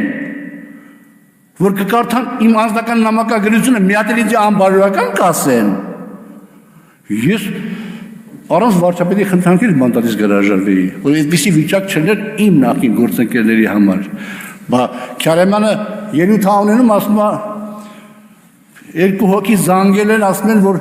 սենց է ձեր տղայի գործով։ Ես ասում եմ անուններ հրապարակեք, մանդատս վայր դնեմ, հրապարակավ ասում եմ, անուններ չեք հրապարակի, վիրավորական խոսքեր եմ ասում։ Այդ գործի հետ կապված իմ խնդրանքով իմ փաստաբանն է դիմում եւ վարույթը հարուցվում իմ եւ պարոն Քարամյանի այդ միջադեպի հետ կապված եւ այդ վարույթը քննում է։ Բայց ամեն ինչ ճնշումներ են։ Հիմա այն ավելի ճնշումներ են եղել, որոնք ասենք հարմար չեմ գտնում ասել։ Արձագանք Տիկին դատախազ, նախ կարծում եմ էլ շանս չունեք սա չլսելու եւ չտեսնելու տալ փաստացի հաղորդում էր հանցագործության մասին, որ բարձրագույն մանդատ ունեցող մարդու նկատմամբ գործադրվել են ճնշումներ մանդատը վայր դնելու մասին։ Պարոն Աղազարյան, ես ձեզ կոչ կանեմ, չեմ կարծում էլ ավել ընկնելու տեղ կա, եկե ինձ թվում է հիմա է ժամանակը ավելի ուղիղ ու պարզ խոսելու, անուններ տալու եւ ասելու ի վերջո ովքեր են ձեզ ճնշել։ Չգիտեմ, եթե այլ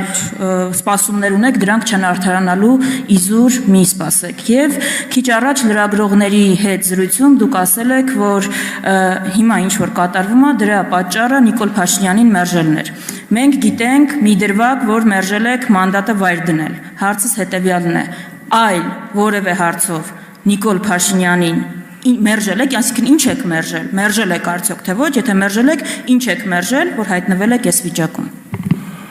Ոչ, ես չեմ հիշում, որ պարոն վարչապետին որևէ այլ բանով մերժած լինեմ։ Ուղղակի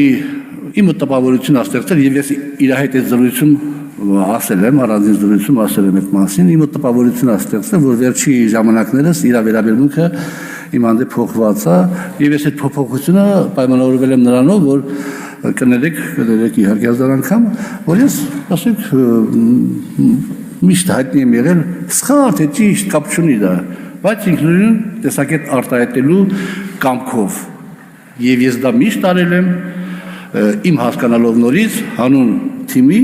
հանուն պետականության։ Կարող է սխալվել եմ, բան չեմ ասում, բայց այս դուր բոլոր իրավիճակներում ըստ երևույթին, որով մենք հայտնվել ենք, մեր պետությունը հայտնվել է եւ հայտնվել է վարչապետը, երևի թե իրեն արդեն այդպիսի գործիչներ պետք չեն։ Պարոն Աղազարյան, արտահերթ հարց ես ունեմ։ Կխնդրեի պարզաբանել այս հետեւյալ դրվագը լավ չհասկացա։ Դուք ասեցիք, որ Արամ Մկրտչյանը ձեզ $8,000 պատք է տվել հիպոթեկով տուն գնելու թե վերականգնելու համար։ Հետո ասեցիք, որ մի այլ երրորդ անձ, կառուցապատող, եթե չեմ սխալվում, այդպես ասեցիք, ասելա ձեզ, որ Արամ Մկրտչյանը հարցրել է ձեզ փող տվել է թե չէ, ու ինչ որ իրան փող տի վերադարձնել, հետո էլ ասեցիք, որ դուք այդ գումարը փաստաթղթավորված վերադարձեք իրեն ում Արամ Մկրտչյանին, թե երրորդ անձին։ Դե այդ դեպքում հարց, ինչի համար։ Այսինքն միջլավ տրամաբանություն չեմ հասկանում, էլի։ Շնորհակալ եմ, շատ շնորհակալ եմ։ Եվ բայց հարց երկրորդ մասն էլ ունի։ Իսկ այդ գումարը հայտարարել եք, խնդրում եմ այս երկու հարցին պատասխանեք։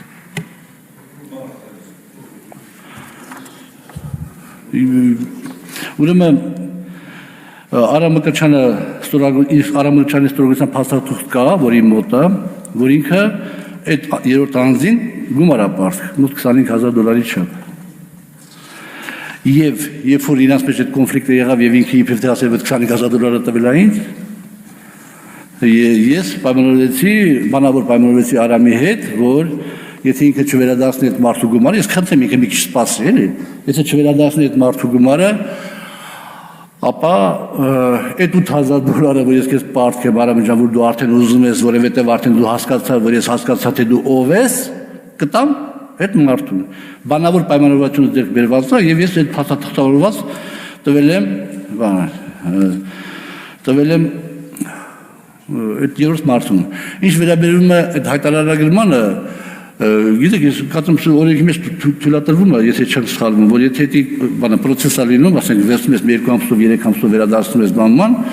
կարիք չկա հայտարարել, եթե չեմ սխալվում։ Այսինքն ես վերցրել եմ, վերադարձել եմ աշխատավարձից, էլի պետք եղել, էլի տվել եմ, վերցրել եմ, հետո երբ որ մենք երբ որ հաշվար կատարեցինք, դուրս եկա, որ ես պարտք է $8,000, որն էլ այս ձևով վերադարձրել եմ։ Այսինքն ձեր ուղիղ հարցի պատասխանը, որ երևի թե չեմ հայտարարել, եթե ճիշտ եմ հասկանում, կամ կարող էի չհայտարարել, չգիտեմ։ Շատ լավ, պարոն Աղազարյան, բայց համաձայնեք միջտարօրինակ է, որովհետև հետեւյալ բանն է ստացվում։ Դուք X անձից գումար եք վերցրել պարտքով ձեր իսկ պնդմամբ։ Հետո այդ գումարը չեք վերադարձրել այդ մարդուն, տվել եք երրորդ անձի։ Պատկերավոր ասած, ոնց որ ես պարոն Սիմոնյանից պարտք վերցնեմ, հետո տամ ձեզ, բայց դա չի նշանակի, որ ես մեկա պարոն Սիմոնյանին պարտք եմ, որտեղ ես իրանից եմ վերցրել, ոչ թե ձեզնից։ Այդ հայտարարումն էլ ինչի եմ ստեղ բերում որպես հարց, որովհետև Ես sense եմ հասկանում, եթե դուք X անձից պարտքով գումար եք վերցնում ու այդ գումարը չեք վերադարձնում էլի նույն X մարդուն, է ստացվում է, որ դուք A կամ պարտք եք վերցրել հետ չեք տվել, B դա պարտք չի, ստացվում է մինչև հիմա ինքը ձեզ այդ գումարը տվել է, հետ չեք տվել այդ գումարը, ստացվում է այդ մարդը ձեզ գումար է տվել, այստեղ էլ հաջորդ հարցն առաջանում, բայց երրորդ անձին դուք ինչ եք այդ գումարը տալիս։ Մի հատ խնդրում եմ այս մասը բարձրաբանեք, էլի, այսինքն տրամաբանությունը լավ չեմ հասկանում, դուք ոչ դատարան եք, ոչ ԴՀԿ-ն եք, այսինքն 3 մարդ կա, մեկից դուք պարտք եք վերցրել, այդ պարտքը, որ դուք պնդում եք, որ վերցրել եք, պարտքի գումարը տվել եք երրորդ անձի, ինչ եք երրորդ անձի տվել։ Շնորհակալություն։ Շնորհակալություն, եթե դուք ասենք ժամանակ եք ունեցել եւ ծանոթացել եք միջնորդությանը, ապա այնտեղ այդ միջնորդության մեջ այն դրվագներով, որտեղ Արամ Մկրտչյանը տեսաերիզներ ա ուղարկել Հագին Նազարյանին, այնտեղ ինքը այդ մասին ասում է, որ ինքը ըստ էության ասում է, որ ինքը համաձայն է եղել դրան։ Եվ հետաքրքիր այն է, որ ինքը ասում է, համաձայնել որ $8,000 ես տամ երրորդ մարդուն, եւ չի ասում $23,000, եւ ընդհանրապես իմ հետ իր այդ խոսակցության մեջ, որովհետեւ $23,000 չի բանալել, ասենք շոշացել։ Հիմա բանավոր ասենք բանավոր այս մասը համաձայնել է, երրորդ կողմն էլ համաձայնել է, ինքն էլ համաձայնել է, հիմա ասում եմ այդ բանը, որ գրավոր ձևով վերադարձել եմ։ Հիմա չգիտեմ, ստեղ ինչ-որ բան կա, հանցակազմ կա թե չէ, ես չեմ կարող ասել։ Շատ լավ, շնորհակալություն, ընդմիջում։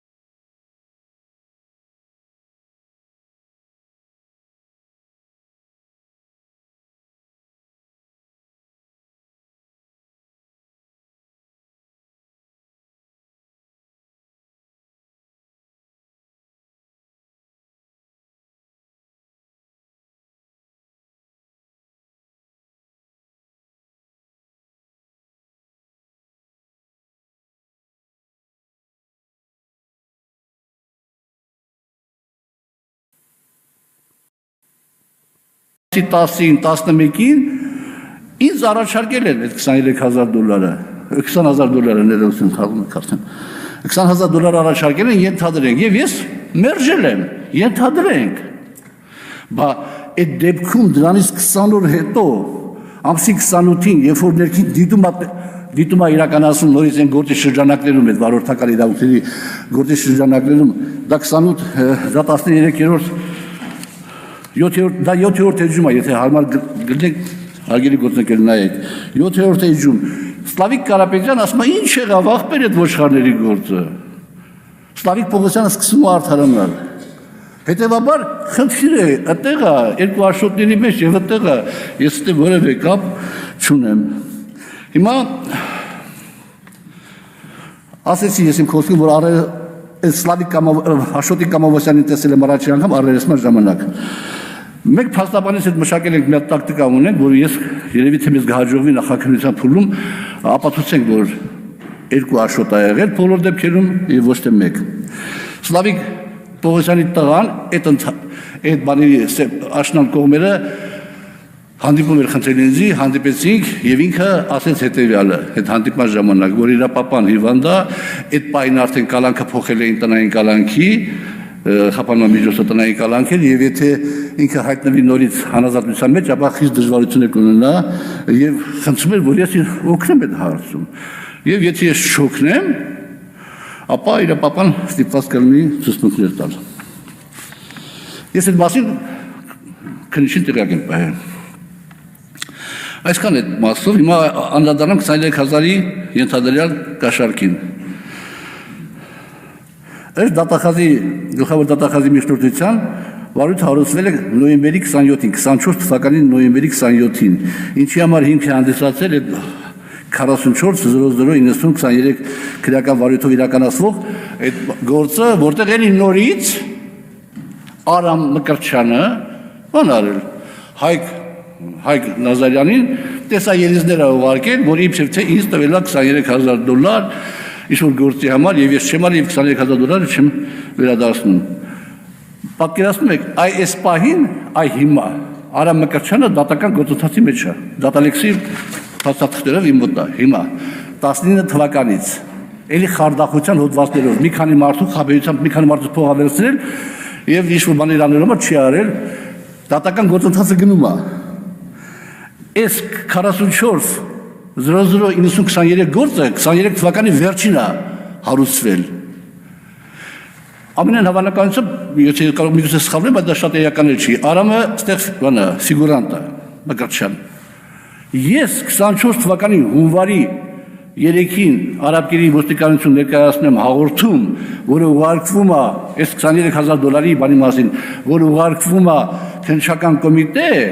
այս երկու իրողությունների համադրությամբ նույնիսկ որ դատա գնում այդ մարդու հետ կապված, եւ մատել ուրիշ գործ է հարուցվում, իմ բանս հաղորդումս վարույթ չեն ընդունում։ Դե չընդունեցին, ես գտա որ բանը չեն ընդունում, որովհետեւ բանը հիմարություն է, էլի հիշում եք ասում աղազյան հովեկի $23,000 փող է մտել։ Հիմա նայեք։ Ուրեմն 23 երբ որ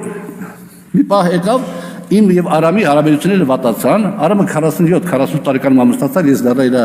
փոստակադրության քավորը եւ դες նորմալ հարաբերությունների մեջ էինք։ Այդ ընթացքում ես որ հիպոթեկով բնակարան էի ձեռք բերել, ինքը ինձ տարբեր մասերով $8,000 չափ գումար տվեց տունը վերանորոգելու համար պարտքով։ Զուգահեռաբար տեղի ունեցավ այդ հայտնի իմ նամակը Քախշինին իր առաջարկությամբ, ես ասեցի շատ լավ ծրագիր է, եթե կա ներդրող, որ դպրոցը քանդի, իր հաշվին դպրոց սարքի, կարող է կարելի կլինի հողտալ, որ բազմաբնակարան շենք կառուցի եւ ինչ-որ գումարներ աշխատի։ Ես դրեցի Քախշին կոմիտե, Քախշին կոմիտեից պատասխանը ստացա, այդ ընթացքում արդեն Արամի մասին ինձ որոշակի ինֆորմացիաներ եկել էր, ես զգուշացա, ասեցի Արամ ջան, հաջորդ քայլ անելու համար, ասենք քաղաքապետարան դիմում գրելու համար, կառավարություն դիմում գրելու համար, չգիտեմ, նախարարություն դիմում գրելու համար, ես պետք է ծանոթանամ այդ ներդրողներին։ Երկու օր հետո ինքը հասավ այդ ներդրողները, որոնք կային,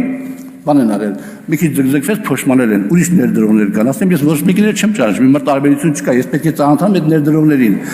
Պայմանավորվեցինք, գնացինք Ազնավուր սրճարան, տեսա մի հատ Արսեն անունով տղայի, որի հետ ծանոթացել էի 4 ամիս առաջ, էլի Արամն էր ծանոթացել։ Հետո եկավ այդ Արսենի ընկերը, խոսակցության մեջ հասկացա, որ իրանք իբրև թե պետք է այդ բանը կառուցեն։ Ես արդեն հետո Արամը եկավ։ Ես իրենց ասեցի դուք, որպեսզի այդ ծրագիրը, ասենք, հնարավոր լինի անել, դուք պետք է ցույց տաք ձեր հաշվին 2 միլիարդ դրամ գումար կամ գույքային ապահովություն։ Հակառակ դեպքում դուք ո՞նց եք անելու։ Եթե ես այդքան հիմարել եմ, որ այդպեսի բանով գրեմ, այդ ծրագրով գրեմ կառավարություն կամ գրեմ քաղաքապետարանում հիմար չեն լինի, որ ծրագիրը հաստատեն։ Դուք ով եք, ինչ եք ներկայացնում ձեզնից։ Ասիկը կատլավանը փորեք, գումարները վերցնեք շենք չսարկած ու թռնեք։ Ես ասեցի, որ չկա այդպիսի բան։ Դրանից հետո Արամը, այն որ գիշատիչի ձերքից խլում ես իր զոհը կամ չգիտեմ որսը, այդ ձևով իմ հետ խոսած, որ միջև այդ պարոն Աղազարյանն է հարգալից բան խոսած, աչքերը դու ասма զրկեցին ինձ 40 միլիոն դրամից։ Մի ուրիշ դրվագով էլ, միշտ տղայիս համար բնակարան էի ման գալիս որ գրվենք, ինքը ասեց, որ ես ծանոթ ունեմ կառուցապատող։ Այդտեղ ինքը լավ գներով գտա։ Գնացինք, Դավիթ Հաշիմն էր, թանկերը չհամաձայնվեցինք։ Ես չհամաձայնվեցի։ Հետո այդ կառուցապատողի հետ ես հանդիպեցի Երևանի ավականությունների հետ կապված դրամահավաքի ժամանակ հանդիպեցի, ինքը ինձ հարց տվեց, պարոն Աղազարյան, Արամը ձեզ փող տվել է։ Զարմացա հարցից, ասեցի հա, ինչքան, ասեցի $8,000 չափ մոտավորապես։ Բանը բնակարանի վերանորոգման համար պիտի միջև աշուն վերադարձնեմ, ասեմ խի, ասում է $25,000 ես իրան տվել եմ, ինչ-որ պարտքով թե ինչով, ինք ասում է տվել եմ ձեզ, տվել Աղազարյան Նովիկին ու չի կարող վերադարձնի։ Իր այդ խոսացի Արամի հետ ասեցի ես ինչ արա ասում, ասում է դες բան չկա, ես սուտ ասում, ճիշտ է ես իրան պարտք եմ, բայց ես չեմ ասել, որ տվել եմ ձեզ։ Վերջը, այս կոմենքում, բա հիմա ո՞նց ես այդ մարդու փողը վերադարձնելու, ասավ մի երկամսում կվերադարձնեմ։ Ասեցի ես կխնդրեմ, որ ինքը երկամից սպասի, բայց եթե դու չվերադարձրեցիր, ես $8,000 որ քեզ պարտք եմ, տալու եմ իրան։ Պայմանավորվեցի տվել մարդու հետ, եւ այդպես էլ եկավ, ինքը չվերադարձրեց եւ փաստաթղթավորված ես այդ $8,000 վերադարձրել եմ, տվել եմ այդ մարդուն, մեր մոտ գրանցված է։ Հիմա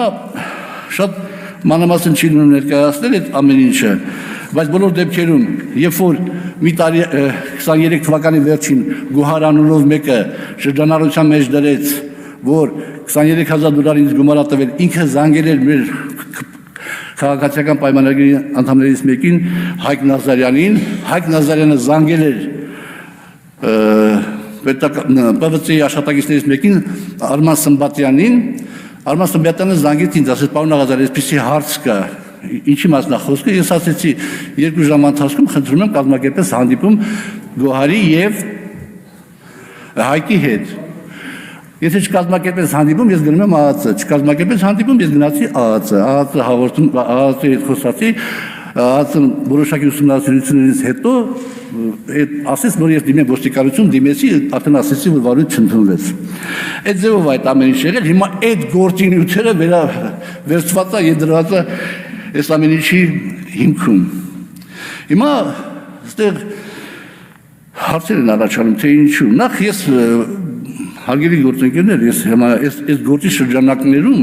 շրջանակներում հիմա աշխանով արժանահավատ կլինի ասածը, աշխանով արժանահավատ չլինի ասածը, բայց ես այն համոզման եմ գալիս, որ մենք որ պայքարում ենք քրեական ենթամշակույթի դեմ եւ այդքան լուրջ օրենքներ ենք ընդունում եւ անընդհատ պայքարում է դատախազությունը համապատասխան իրավական մարմինները։ Մենակ այս իմ գործի շրջանակներում մենք հսկայական վնաս ենք հասցրել քրեական ենթամշակույթի դեմ պայքարում, որովհետև մարդիկ դիմում են, ասում են Արամ Մկրտչյանը մեզ խաբերության փող է վերցրել, մի քանի մարդ է, մի հոգի չէ։ Արամ Մկրտչյանը մի տարի առաջ փետրվարի 15-ին հանգիստ լքում է Հայաստանի Հանրապետությունը, հաջորդ անգամ այդ մարդիկ, այդ մարդկաստանոթները, բարեկամները, ընկերները չեն դիմի արդարադատության մարմիններին, չեն դիմի իրավապահ մարմիններին, գտնում են իրենց թաղի հեղինակություններին եւ իրենց հարցերը կփորձեն այդ ձևով լուծել։ Հիմա մի հետաքրքիր հանգամանք էլ ասեմ եւ անցնեմ մի քիչ քաղաքական։ Ժամանակը սուղա իմ քաղաքացիական պայմանագրի գործընկերներից 2 հոգի իմ համար դժվար պահի, ես իրացից գումար եմ խնդրել եւ իրանք ինձ օգնել են։ Ոչ 100,000 դրամ։ Շնորհակալ եմ ամեն լուման ծախսել իրանք ընտանիքի բարօրության վրա։ Հիմա վաղը չեմ ուզում իրանք կանեն ասել դի կաշառք եք տվել հովիկին, աղազարյան։ Չի դե չէ դες բան։ Քաղաքական ճնշում է արդյոք այս ամեն ինչը իմ նկատմամբ թե ոչ։ Այո, քաղաքական ճնշում է, որովհետեւ բաց հաստատ գործը հարուցվել է նոյեմբերի 27-ին, այդ մի գործը, որը հաջորդել է հայտնի դեպքերին։ Ինչպես նաև այն հանգամանքը, որ իմ հաղորդման հիման վրա չի հարուցել վարույթ, հիմա այդ նույն գործը հեղել է ջրի հելես։ Մի տարբերությամբ, որ այնտեղ գոհարն ասում է, որ ինքն է տվել, հիմա գոհարն ասում է իր ընկերու եղբայրն է տվել։ Եվ նաև ճշմարտ միջոցով գործից մաս անջատելը, որովհետև այդ դեպքում ես ոսոթե կորցնում եմ ինձ իմ պաշտպանվելու հնարավորությունը։ Ես միգուցե իրավաբան չեմ, միգուցե սխալվում եմ, բայց այդուհանդերձ հիմա ինչու այս ամեն ինչը եղավ։ Իմ ընկերների քաղաքացիների լրագրողների շրջանակներում երկու հարց է շրջանառվում։ Առաջինը, պարոն Աղազարյան, ինչու առաջ չէիք քննադատում Նիկոլ Փաշինյանին, իսկ հայտնի դեպքերից հետո սկսեցիք քննադատել։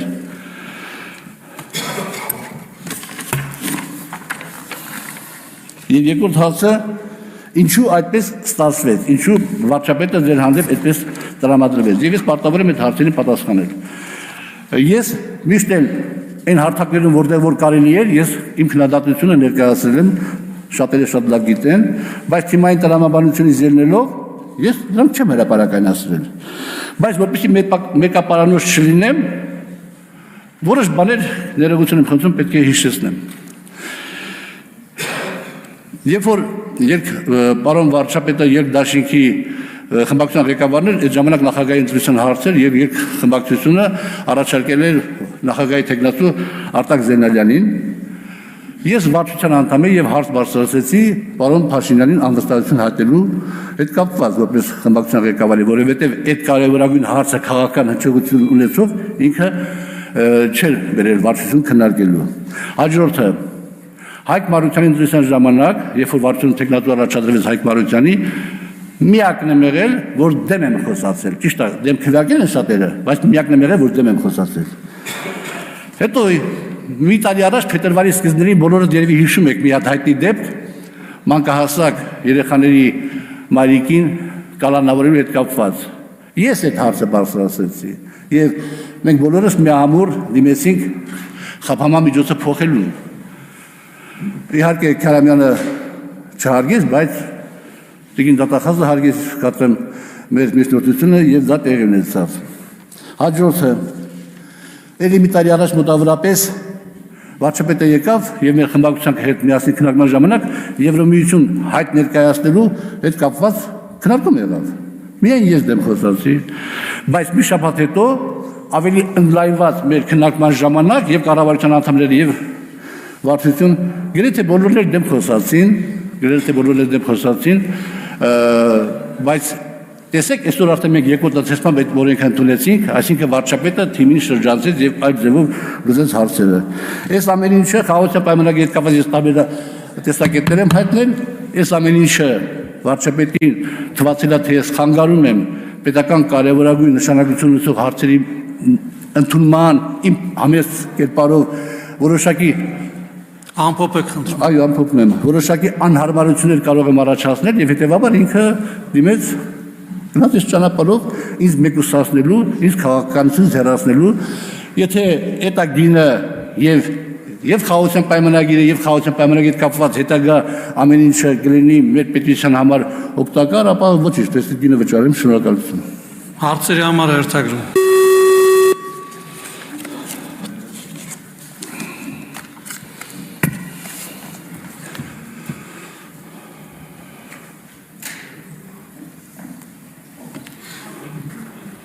Հերթագրվել է 12 պատգամավոր Արման Ղազարյան։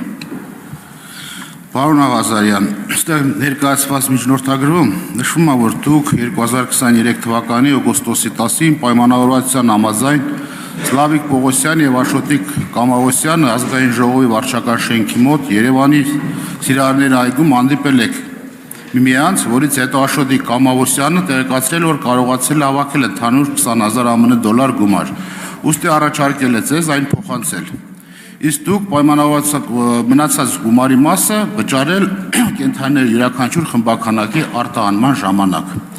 Սակայն դուք առաջարկից վրդովել եք, նշել եք, որ իրենց նախնական պայմանավորվածությունը ձեռք բերվել պաշտոնատար անձանց հետ, ուստի հրաժարվել եք ստանալ 20,000 $, գումարից։ Իհարկե, ստեղ խոսվեց, բայց ես կուզենամ, որ դուք ավելի հիմնավոր եւ մանրամասնություններով խոսեք այդ մասին։ Ստեղ նշվում է նախկին պայմանավորվածության համաձայն եւ արդյոք ձեր մեջ միջև նման խոսակցություն եղել է թե ոչ, այսինքն կուզենամ, որպեսզի մենք գնահատական տանք եւ կարծիքներ հնչեցնենք, մանրամասնեք այս 20,000 $-ի մասին, ըստ նախկին պայմանավորվածության իբրև եւ ձեր հանդիպման խոսակցության մասին։ Շնորհակալություն։ Սլավիկ Պողոսյանի հետ հանդիպան ժամանակ եւ այդ Աշոտի հետ հանդիպան ժամանակ, որի հետ հանդիպել եմ մի անգամ, որը Աշոտիկ Կամավոսյանը չի, այսինքն Սլավիկ Կարապետյանի աները չէ, լրիվ ուրիշ մարդ էր, երբեք չի եղել ինձ գումար առաջարկելու խոսակցություն, երբեք չի եղել ինձ գումար առաջարկելու խոսակցություն եւ հետեւաբար քանի որ չի եղել ինձ գումար առաջարկելու խոսակցություն, ես չէի կարող նաեւ կամ համաձայնություն տալ կամ հրաժարվել։ Ավելին Արերեսման ժամանակ արդեն Սլավիկ Պողոսյան, Սլավիկ ներողություն, Աշոտիկ Կամավոսյանին ես հարց տվեցի։ Ասեցի Աշոտ ջան, ենթադրենք դու այդ Աշոտն ես։ Դու ինձ 20,000 $, գումար առաջարկել ես։ Արերեսման ժամանակ ինքը ասաց, որ ոչ։ Ինքը այդ գումարը տվել է Սլավիկին։ Այսինքն ես կապ չեմ ունեցել։ Երբ որ նայում ենք այն հանգամանքին, թե ինչու Աշոտիկ Կամավոսյանը ասում է, որ Սևանում 3-ով ենք հանդիպել։ Այն դեպքում, երբ որ Սլավիկ Պողոսյանը եւ ես ասում ենք, որ 2-ով ենք հանդիպել, եւ այստեղ այդ ալեհավաքի պատմությունն է, որ քանի որ նույն ալեհավաքի տակ ենք, ապա իմ ասածը անարժանահավատ է։ Ես նորից եմ կրկնում, նույն ալեհավաքի տակ կարող է 50 մարդ լինի տարբեր հեռավորություններով։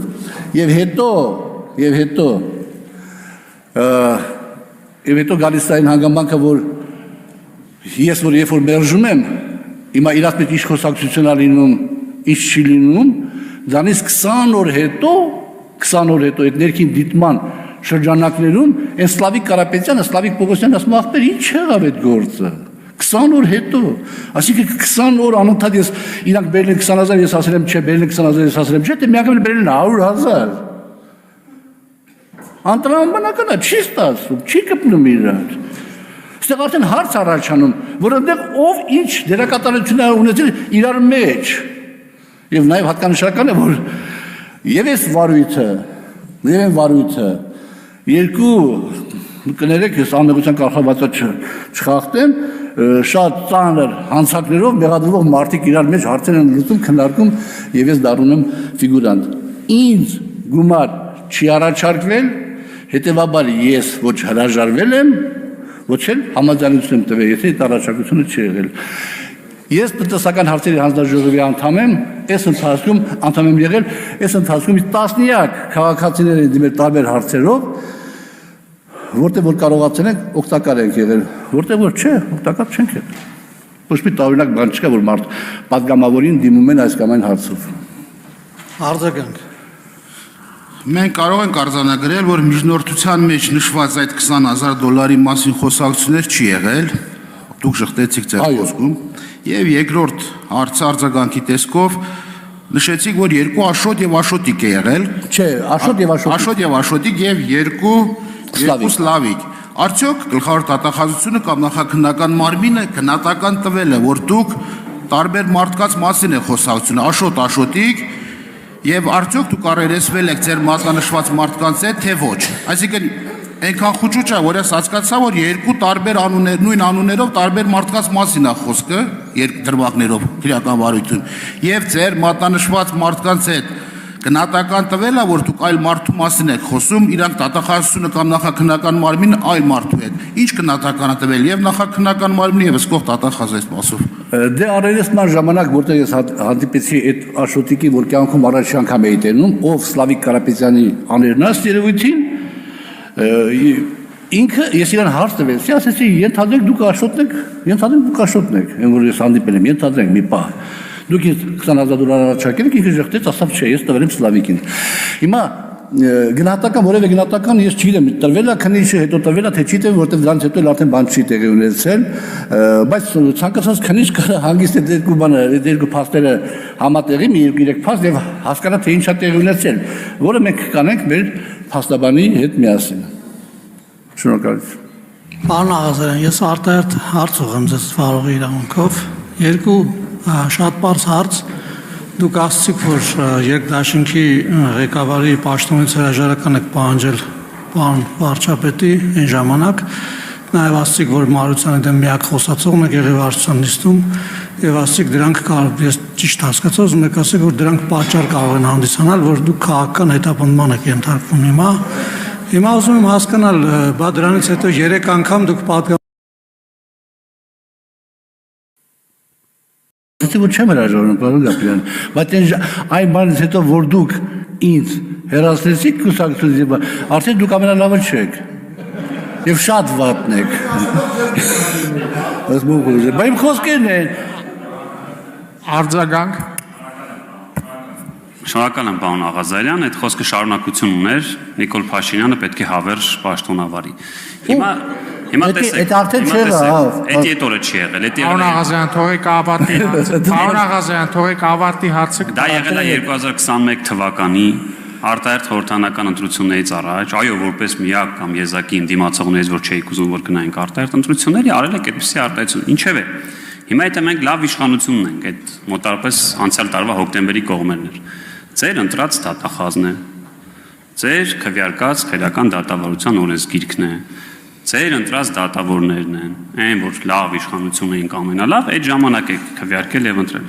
Հիմա ինչ խնդիր ունեք, որ օրինակ այդ թվում դուք գնաք եւ կողմ քվեարկեք, որ այդ ձեր ամենալավ իշխանության ներկայացուցիչները գործը շարունակեն։ Շնորհակալություն։ Խնդիր ունեմ, որ ձեր նման լուսավոր երիտասարդները հանդուրժում են վարչապետի հետևյալ խոսքերը։ Դա Կարեն Անդրեասյանը չի իր կամքով հեռացել պաշտոնից, ես եմ իրեն հորդորել, ասիկն ասել, որ ինքը հեռանա պաշտոնից։ Դա ամենասարսափելի իրողությունն է, որ դուք հանդուրժում եք, պարոն Գաբրիելյան, եւ այստեղ արդեն ավարտվել է Նիկոլ Փաշինյան այն մարդը, որ ես ճանաչել եմ, որ լսելու ընդունակություններ եւ այլ, եւ ծնվել է Նիկոլ Փաշինյան ավտորիտար ղեկավարը։ Մեր երկրի համար ավտորիտարիզմը կործանարար է։ Շնորհակալություն հանուն արդարության վարչապետ Նիկոլ Փաշինյանը երբեք չի ասել, որ Կարեն Անդրեասյանը իր կամքով չի հեռացել ԲԴԽ նախագահի պաշտոնից, դե լավ չի, էլի պետք է ճիշտն ասել։ Եվ հիմա Գեղամ Մանուկյանը հարց կուղի ձեզ, եւս մեկ լուսավոր երիտասարդ, համեցեք պարոն Մանուկյան։ Երիտասարդը դուք եք, ես արդեն տարիք սպրծվում եմ։ Տիկին դատախազ Հովիկ Աղազարյանի հայտարարության համար, որ իրենք ամենալավ իշխանությունն ու Նիկոլ Փաշինյանը հավերժ պետք է պաշտոնավարի, մենակ այդ արտահայտության համար միջնորդեք ցմա ազատազրկումները։ Հիմա պարոն Աղազարյան, մի 3 հարց։ Ձեր խոսքում ասիք 1 տարի առաջ ԵՄ դիմելու հարց է քննարկվել վարչությունում։ Վարչություն չէ, խմբակցությունում։ Իրոք պատրաստ մեր իշխանությունը ԵՄ դիմելու նախաձեռնություն հանդես բերել, թե վերջը թողել էր այդ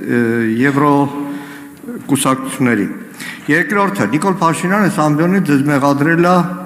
որ ձեր նամակագրության մեջ ազգային անվտանգությանը սպառնացող տվյալներ են եղել կամ դրանք բացահայտել եք։ Այդ հարցով ազգային անվտանգության ծառայություն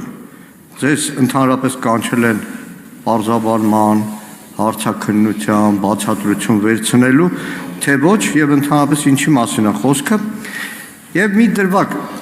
իրականում մեր հայրենակիցների դերերի ներողություն պետք է խնդրել, որ այս ճղճի մեջ քննարկումը տեղի ունի, բայց մի դրվագ դուք ասում եք, որ այդ մեկը մեկին պարտքա եղել, բան եղել, այդ շինարարը մեկը տեսել եք ԿՊ-ի Երևանի հավաքանու դրամահավաքում։ Ինչ ագրգռվածությունից ելնելով էր այդ կառուցապատողը, որ ամեն կոպեկի համար երևի ցավացել է, որ $26,000 պարտքա տվել ու չի ստանում,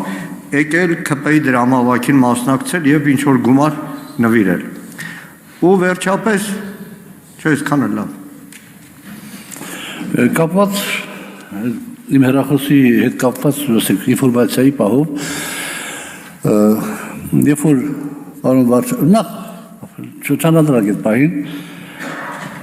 այդ ճնշումների շարքում մի հետաքրքիր դրվագ եղավ, երբ որ հանդիպում ունեցանք պարոն Ալեն Սիմոնյանի հետ,